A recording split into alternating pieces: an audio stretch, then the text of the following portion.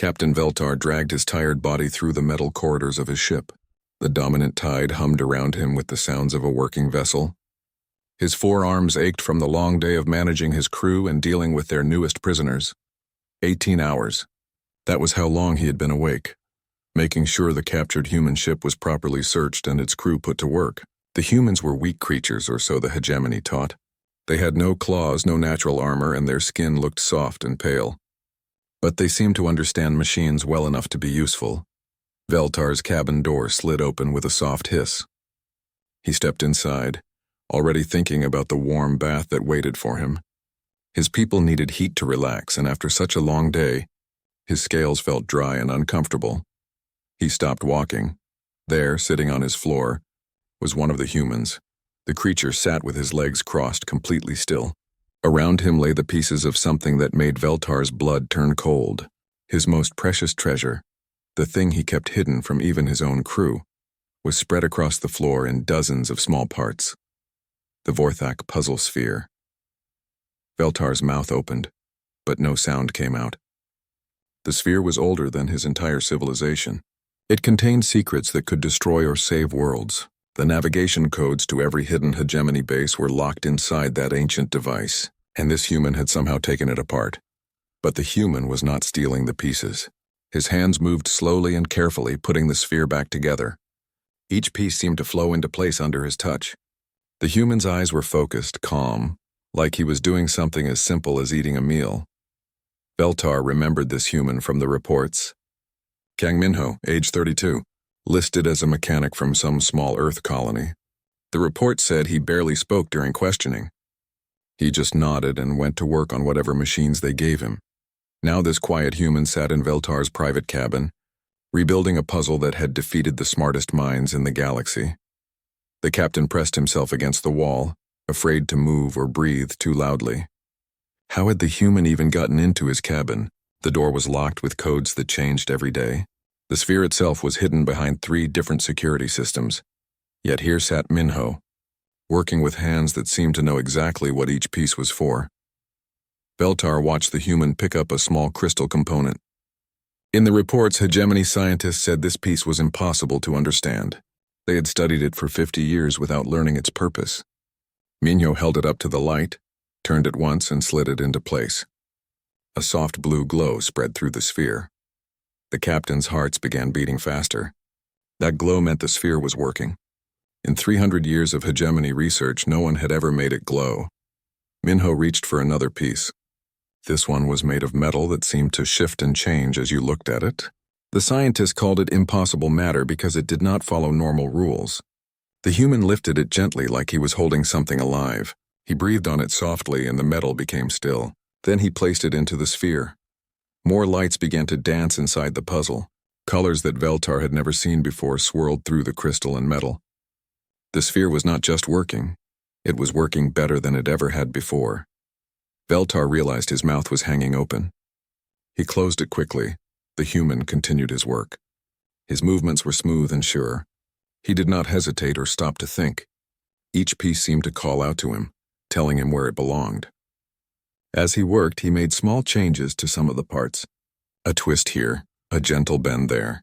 Nothing that looked important, but each change made the sphere glow brighter. The captain tried to understand what he was seeing. The puzzle sphere was a test, built by the Vorthak before they disappeared from the galaxy. The ancient race had been the most advanced beings anyone knew about. They had technology that seemed like magic. When they vanished, they left behind only a few artifacts like this sphere. The hegemony believed that whoever could solve the sphere's puzzle would prove they were ready to inherit the Vorthak's power. Generations of their best scientists had tried and failed. The sphere had become more than a puzzle. It was a symbol of how much the hegemony still had to learn.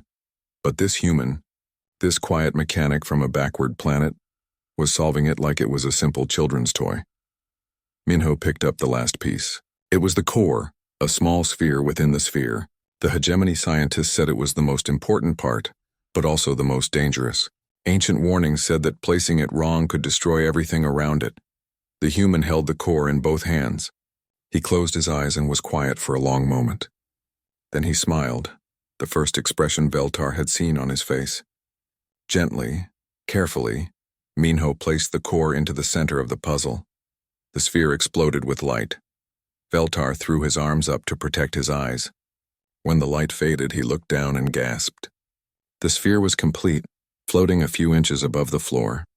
It spun slowly, showing him star maps he had never seen before. The navigation codes were there, but there were new ones too, routes to places the hegemony had never imagined. Minho stood up slowly. He brushed dust off his simple work clothes and looked at the floating sphere. Then he nodded like he had just finished fixing a broken door. He walked toward the cabin exit, stepping around Veltar like the captain was just another piece of furniture. At the door, Minho stopped. He turned back and looked directly at Veltar for the first time. The human's eyes were kind but tired. He pointed at the sphere, then at Veltar, then back at the sphere. The message was clear. This belongs to you. Then Minho left the cabin as quietly as he had entered. Veltar stood alone with the floating sphere, trying to understand what had just happened. Everything he thought he knew about humans was wrong. Everything the hegemony taught about primitive species was wrong. This changed everything. Veltar could not sleep. He sat in his chair staring at the floating sphere that spun slowly in front of him. The ancient device cast shifting patterns of light across his cabin walls. Every few minutes, new star maps appeared in its depths, showing him worlds he had never heard of. He touched his communication device with one shaking hand. Sub-Commander HFY, report to my cabin immediately. Sir, it is the middle of the sleep cycle. Now, HFY. The captain stood up and paced around his small room. How long had the human been in here? How had he gotten past the locks? And most important, what else could the humans do? The door chimed. Veltar quickly moved to block the sphere from view, then opened the door. HFY entered, rubbing sleep from her large eyes. She was his science officer and the smartest person on his ship. Captain, what is so urgent that... She stopped talking when she saw the sphere floating behind him. Her mouth fell open. By the void, she whispered. The Vorthak sphere. It is active. Yes. How? We have studied this for months. The science team said it was impossible to activate without... The human did it. HFY stared at him. Sir, the mechanic. Kang Minho. I found him in my cabin. He had taken the sphere apart and was putting it back together. He made it work. That is impossible. The human prisoners are primitive. They barely understand their own technology, let alone something from the Vorthak. Veltar walked to his viewing screen and called up the security recordings. Watch, he said. The screen showed his empty cabin from 2 hours ago. Then the door opened.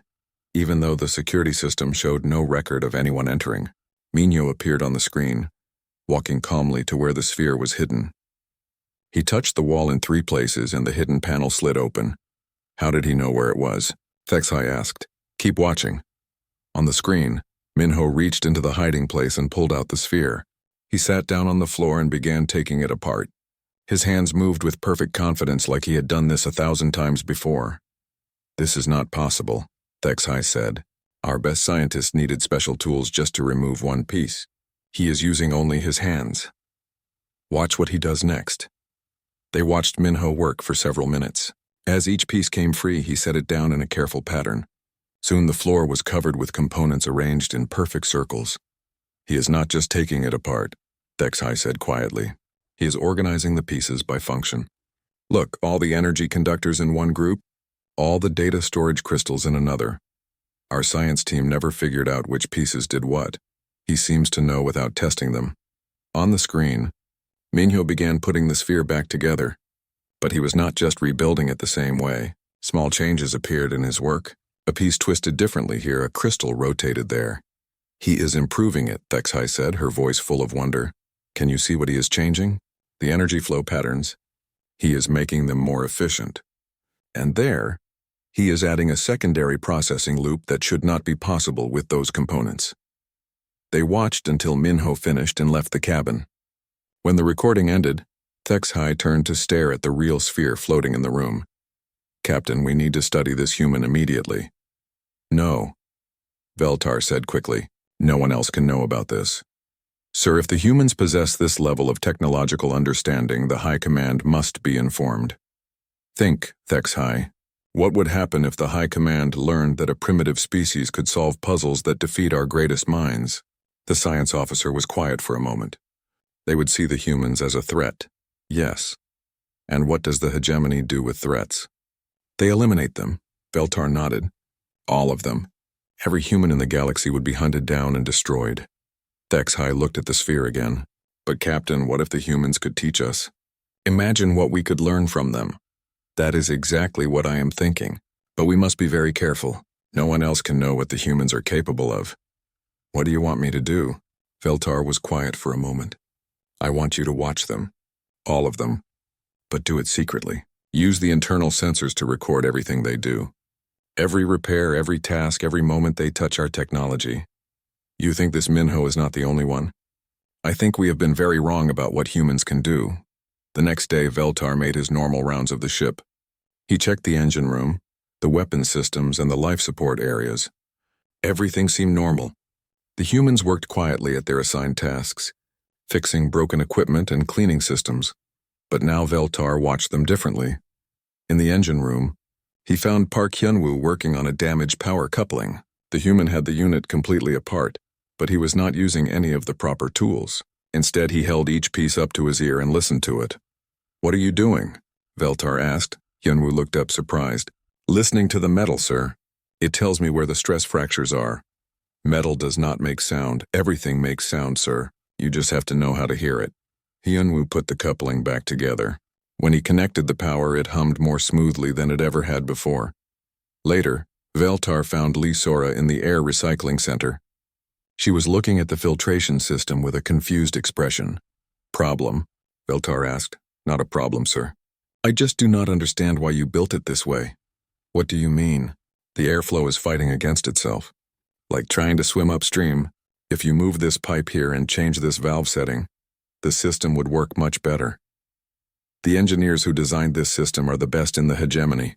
Sora looked embarrassed. I am sorry, sir. I did not mean to criticize, but Veltar was thinking. Show me what you would change. Sora hesitated, then began pointing out modifications. As she talked, Veltar realized she was right. The system was fighting against itself. Her changes would make it much more efficient. That evening, Veltar met with HFY again. What did you learn? He asked. The humans are extraordinary, Captain. Every task they complete is improved. But they do not seem to know they are doing anything special. What do you mean? I spoke with several of them. They think their methods are normal. They believe all intelligent species work the same way. Veltar felt a chill run through his body. They think everyone can do what they do? Yes, sir. They are surprised that we cannot hear the stress patterns in metal or see the inefficiencies in our designs. Then they have no idea how special they are. No, sir. And Captain, I found something else. What? I tested some of their completed repairs. The improvements they made should not be possible with the materials they used, but somehow they made inferior components work better than superior ones. Veltar stared out the window at the stars. They are not just good with technology, are they? No, sir. They understand something fundamental that we do not. Something about how the universe itself works. Veltar decided to test the humans more carefully. He could not ask them directly, that would reveal too much. Instead, he began leaving broken equipment in places where they worked. He wanted to see what they would do when no one was watching. The first test was simple. He took a damaged data pad and left it on a table in the storage room, where the humans ate their meals. The device had been broken for months. His repair crew said it was beyond fixing. The next day, the data pad was gone. Veltar found it 2 levels down, working perfectly on a technician's belt. When he checked the repair logs, there was no record of anyone fixing it. He tried again with a broken communication device. He left it in the corridor where the humans passed every day. That evening, he found it in the security office, functioning better than when it was new. The device now had a longer range and clearer signal than the original design allowed.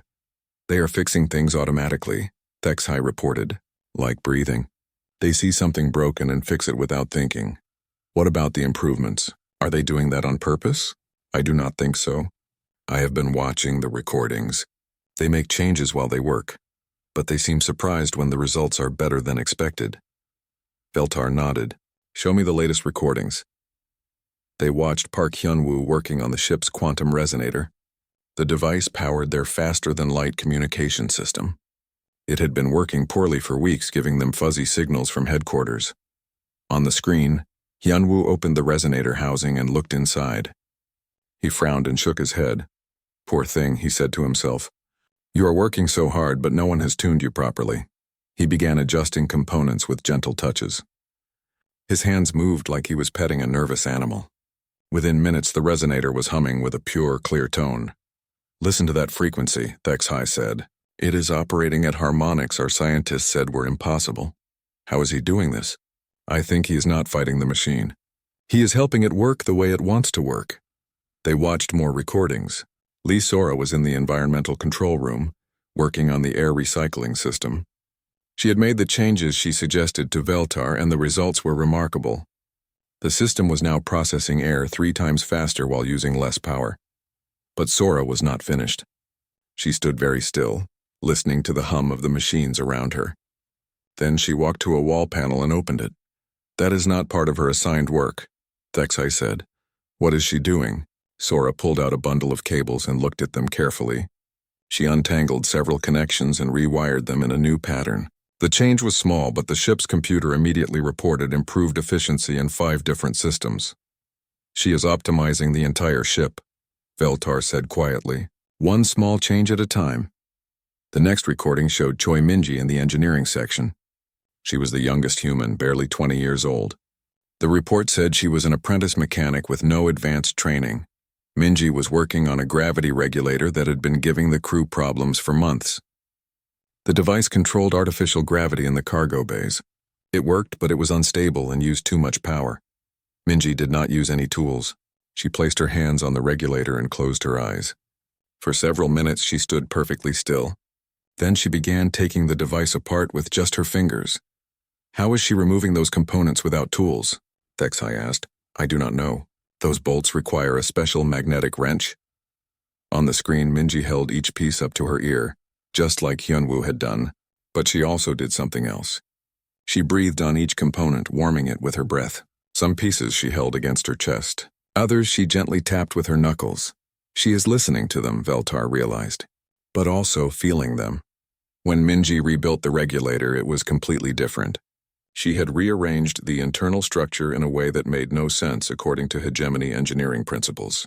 But when she activated it, the device worked perfectly. The gravity field was stable and used half the power it had before. Captain, HFY said slowly, I think the humans do not see technology the same way we do. What do you mean? We see machines as objects to be controlled. We force them to work according to our designs. But the humans seem to see them as living things. They listen to what the machines need and help them work better. Veltar thought about this, like the difference between riding a wild animal and partnering with a tame one. Exactly. We break machines to our will. Humans make friends with them. The captain watched more recordings over the next few days. Every human showed the same pattern. They approached technology with respect and gentleness. They listened before acting. They made small improvements that somehow created large benefits. Yoon Taiho was recorded fixing a sensor array. Instead of replacing broken parts, he cleaned each component carefully and adjusted the connections. The sensors became more sensitive than their original specifications. Kim Nari worked on the ship's computer systems. She did not reprogram anything, but she optimized the data flows by moving files and changing access patterns. The computer began processing information 20% faster. They are not just fixing our technology, Veltar told HFY. They are teaching it to work better. Yes, sir. And I think there is something else. What? They are getting stronger. Each day they understand our systems better. Each repair is more impressive than the last. Veltar felt a chill. They are learning our technology by working with it. More than learning, sir. They are mastering it. How long before they understand our systems better than we do? HFY was quiet for a moment. Based on their progress, I estimate 6 months. And how long before they could improve our systems beyond our ability to understand them? They already have, sir. Some of the changes they have made. I cannot figure out how they work. I just know that they do work. Veltar stared at the floating Vorthak sphere in his cabin. What happens when Admiral Kethmore arrives for his inspection next week? He will notice the improved performance immediately, and he will want to know how we achieved it. Yes, sir. Veltar was quiet for a long time. We have a choice to make, HFY. We can turn the humans over to the hegemony and let them be studied and probably destroyed, or we can protect them and learn from them. What are you thinking, Captain? I am thinking that these humans could change everything. Not just for us, but for every species in the galaxy. The question is whether we are wise enough to let them. The communication system chimed. A message from Admiral Kethmore appeared on the screen. Captain Veltar, I will be arriving tomorrow for inspection. I have heard interesting reports about your ship's performance. I look forward to seeing what improvements you have made. Veltar and HFY looked at each other. Tomorrow? HFY said. We are out of time, Veltar replied. I have to decide now what to do with the humans. Admiral Kethmore's ship arrived exactly when promised. Veltar watched from the bridge as the massive command vessel docked with his ship. The Admiral was known for his sharp mind and complete loyalty to hegemony principles. He would notice any unusual improvements immediately. Captain, HFY whispered, what are we going to tell him about the performance upgrades? We will say they came from rigorous maintenance and crew training, Veltar replied. Nothing more. And the humans? They will continue their normal work. But quietly. Veltar had spent the night thinking about his choices. He could reveal the humans' abilities and become famous throughout the hegemony. But that would mean death for every human in the galaxy. Or he could protect them and risk his own career. Admiral Kethmore entered the bridge with his usual commanding presence. He was larger than most of their species, with scars that showed his years of combat experience. His eyes missed nothing. Captain Veltar, the Admiral said, your recent performance reports are remarkable. Improved efficiency across all systems, faster repairs, better weapon accuracy. How did you achieve this? Discipline, sir. I have implemented stricter maintenance schedules and additional crew training. Interesting. The Admiral walked around the bridge, examining the control stations. These displays are much brighter than standard, and the response time seems faster. We have been very thorough in our maintenance, sir. Kethmore nodded but said nothing. Veltar could see the Admiral was suspicious. The improvements were too good to explain with just better maintenance. I want a full tour of your ship, Kethmore said. I am particularly interested in seeing your maintenance procedures. They walked through the corridors together. At every station, the Admiral noticed improvements. The lights were brighter, the air was cleaner, the machines hummed more smoothly. But Veltar had prepared his crew well. They spoke only of training and discipline. Then they reached the engine room. Park Hyunwoo was there, working on a power coupling.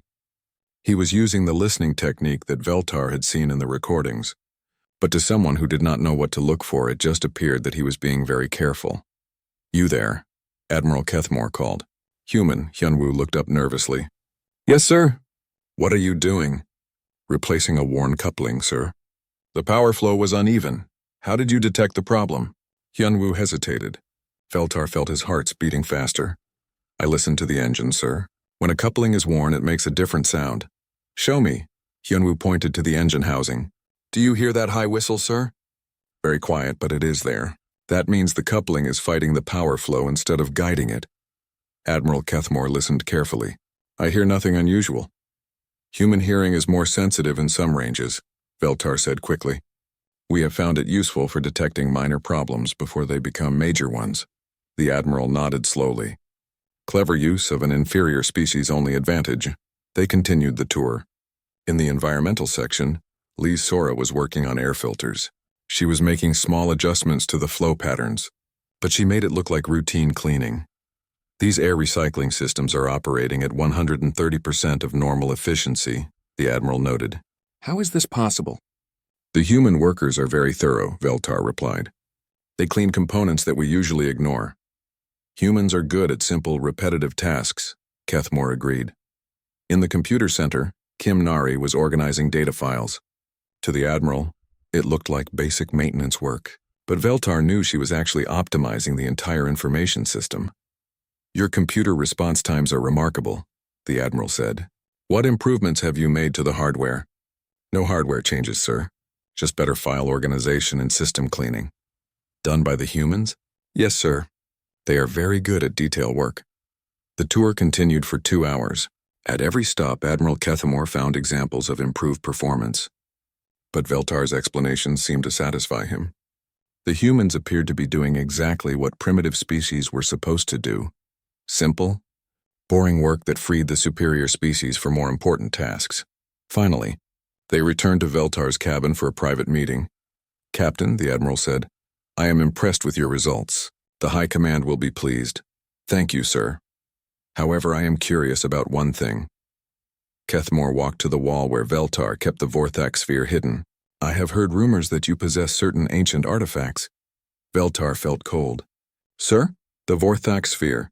I know it was assigned to you for study. There was no point in lying." "Yes, sir. I have it. I would like to see it." Veltar had no choice. He opened the hidden panel and carefully removed the sphere, but he made sure to keep it deactivated. It looked like just another ancient puzzle. "The science teams have made no progress with this device," the Admiral said. "Have you learned anything new?" "No, sir. It remains a mystery." Admiral Kethmore examined the sphere carefully. "Perhaps the humans could clean it for you. They seem to be good at detailed work." "I prefer to handle it myself, sir. It is too valuable to risk." "Of course." The Admiral handed the sphere back. "Well, Captain, you have done excellent work here. I will recommend you for promotion." "Thank you, sir." After the Admiral left, Veltar sat alone in his cabin.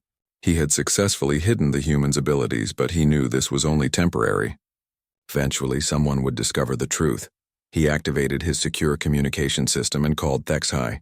"The Admiral is gone," he said. "We need to make a decision about the humans." "What do you mean, sir?" "We cannot keep hiding what they can do forever. And I think they deserve to know the truth about their situation." "You want to tell them about the danger they are in?" "Yes, and I want to give them a choice." That evening, Veltar went to the cargo bay where the humans lived. They were sitting together, sharing their simple meal and talking quietly. When they saw him, they stood up respectfully. "Please sit," Veltar said. "I need to talk to all of you." Kang Minho stepped forward. "Are we in trouble, sir?" "No, but you are in danger." Veltar explained everything. He told them about the Vorthak sphere and how Minho had solved it. He described their remarkable abilities and how they had improved his ship. He explained the hegemony's attitude toward threats and what would happen if their abilities were discovered. "You mean we would all be killed?" Lisora asked. "Yes, every human in the galaxy." The humans were quiet for a long time. Finally, Minho spoke. "What do you want from us?" "I want to give you a choice," Veltar said. "I can send a message to your people warning them to hide. You can escape in the emergency pods and find your way back to human space, or what? Or you can stay here and help us learn from you. Not as prisoners, but as partners." "Why would you do this for us?" Park Hyunwoo asked. "Because I think you could help make the galaxy a better place. Not just for humans, but for everyone." Choi Minji, the youngest, looked around at her friends. "What do you think we should do?" The humans talked among themselves for several minutes. Veltar could not understand their language, but he could see they were debating seriously. Finally, Minho turned back to him. "If we stay, what would that mean?" "It would mean working together to develop new technologies, learning from each other, trying to change how different species interact." "And the risk? If we are discovered, we all die." Minho nodded slowly. "We will stay. Are you certain?" "Captain," Minho said, "we have been watching your crew work. You are good people trapped in a bad system. Maybe together we can build something better." Veltar felt something he had never experienced before. Hope. The partnership began slowly. Veltar moved the humans from the cargo bay to proper quarters near the engineering sections. Officially, they were still prisoners assigned to maintenance work. But privately, everything changed. Minho became the unofficial leader of the human team. He worked with HFY to understand how hegemony technology differed from human methods. The conversations were fascinating. "Your people build machines to obey commands," Minho explained to the science officer. "You force them to work according to your plans. But every piece of matter in the universe wants to behave in certain ways. If you work with those natural patterns instead of against them, everything becomes easier." "Can you teach us to see these patterns?" HFY asked. "I think so. But it will take time." They started with simple exercises. Yunteho taught alien engineers to place their hands on machinery and feel for vibrations. Most of the crew could not sense anything at first, but gradually some began to notice things they had missed before. "The engine is tired," one young engineer reported after a lesson with Taiho. "I can feel stress in the metal." "Tired?" HFY asked. "It has been working too hard for too long without rest. The harmonic frequency is slightly off." It was a small breakthrough, but an important one. The alien was learning to listen to machines the way humans did. Lee Sora worked with the environmental teams. She showed them how to trace air and water flows through the ship's systems, feeling for places where the circulation was fighting against itself. Think of it like a river, she said. Water wants to flow smoothly. When you force it to make sharp turns or fight through narrow spaces, it becomes angry and inefficient. Angry? Asked the lead environmental engineer. Not angry like a person, but frustrated like any natural force that is being blocked from doing what it wants to do. Working together, they redesigned several systems to follow more natural flow patterns. The improvements were dramatic.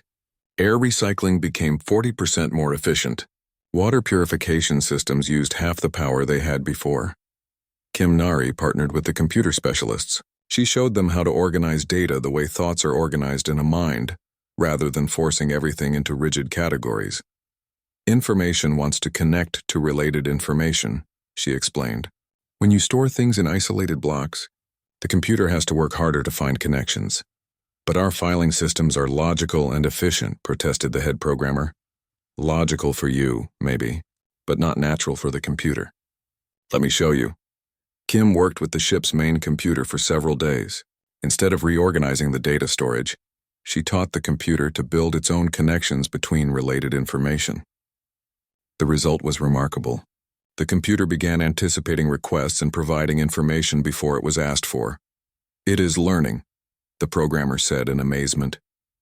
It was always capable of learning, Kim replied. You just never let it try.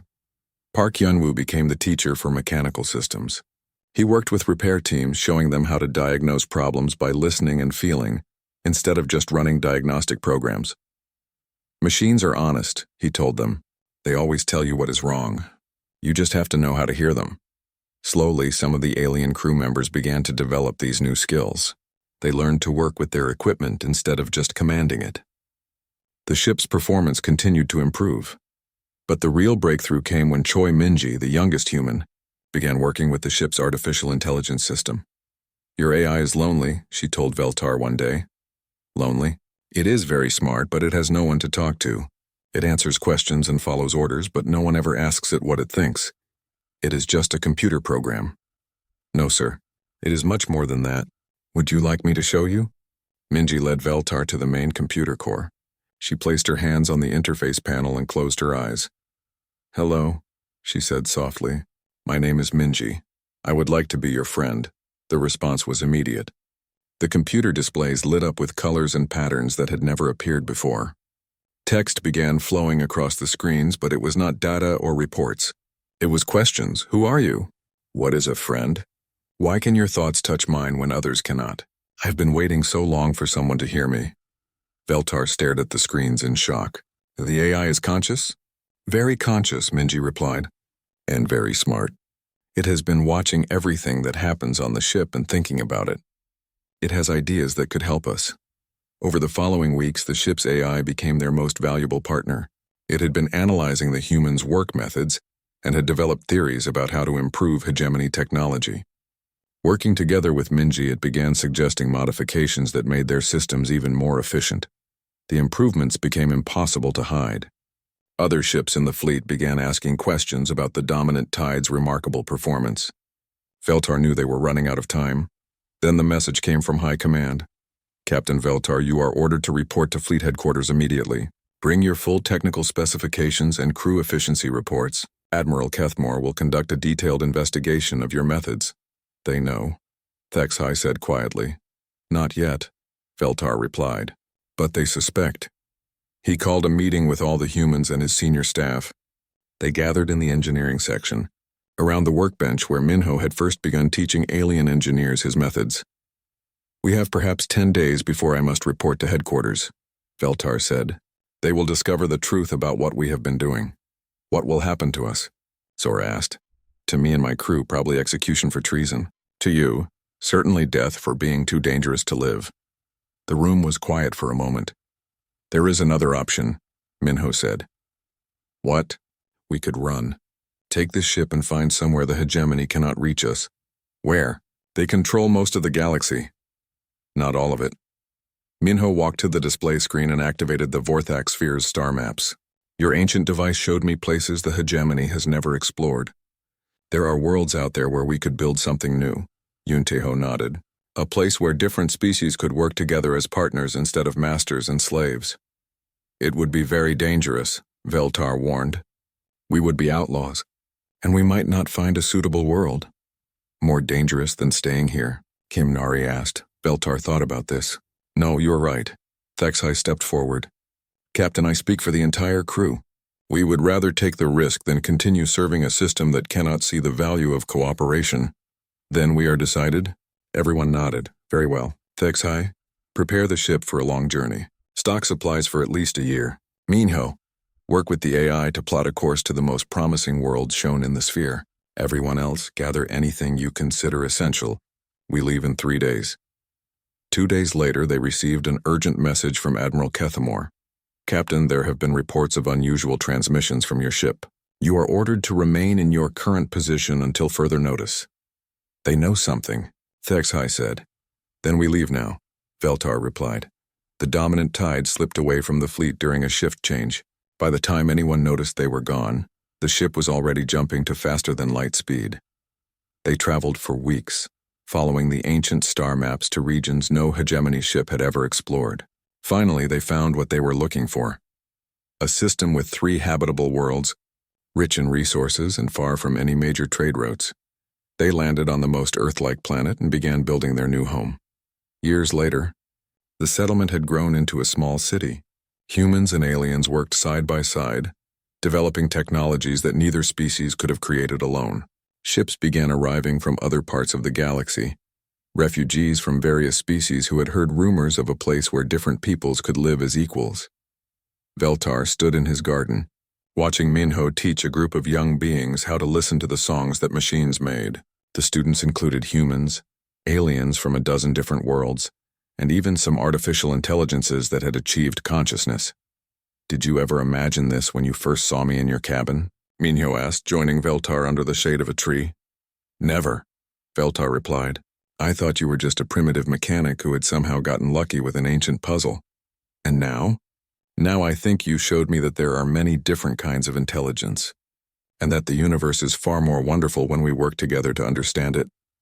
Minho smiled and picked up a small device from his workbench. It was the original Vorthak sphere, still glowing with its mysterious light. But now it was surrounded by new technologies that combined the best insights from many different species. The real treasure was never the sphere itself, Minho said. It was the willingness to see that others might know things we do not. And the courage to change, Veltar added. They stood together in comfortable silence, watching their diverse community work and learn and grow. Above them, ships from across the galaxy continued to arrive, bringing new friends and new ideas to their small corner of the universe. The galaxy was changing, one partnership at a time.